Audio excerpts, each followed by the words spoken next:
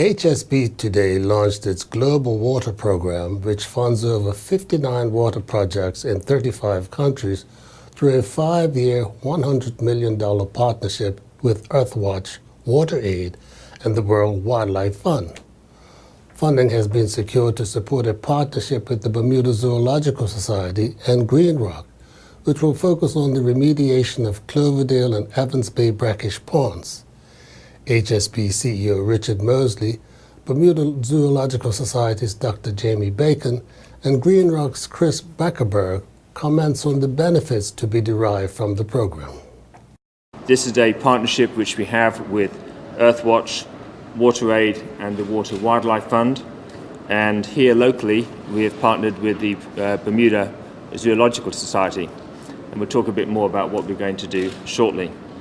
In terms of our focus in Bermuda, we're looking at the remediation of the Cloverdale and Evans Bay brackish ponds, which is a critical habitat for a diversity of wildlife.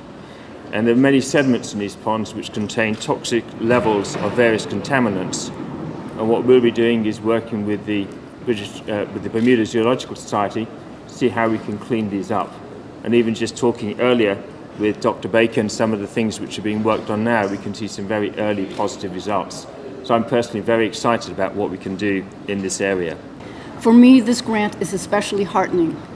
After spending 12 years studying how pollution is affecting Bermuda's wildlife and potentially affecting humans, this grant is now allowing us to do something about it. As Mr. Mosley said, we will be doing remediation at 2 ponds using a 2-pronged approach.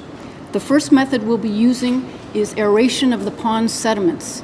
Our studies have shown that there are hydrocarbon-eating bacteria in the sediments, but that they're essentially starving for oxygen. By giving them oxygen, that will enable the bacteria to reproduce and consume the hydrocarbons much more quickly. We're going to be asking students to look at questions that have to do with sustainability, access to clean and fresh water, but more than that, it also asks the students to look at water-related issues such as clean and healthy food. It asks students to look at a water footprint. In other words, ask them to look at how is their activity or how does our consumption of water affect not only Bermuda but other places in the world.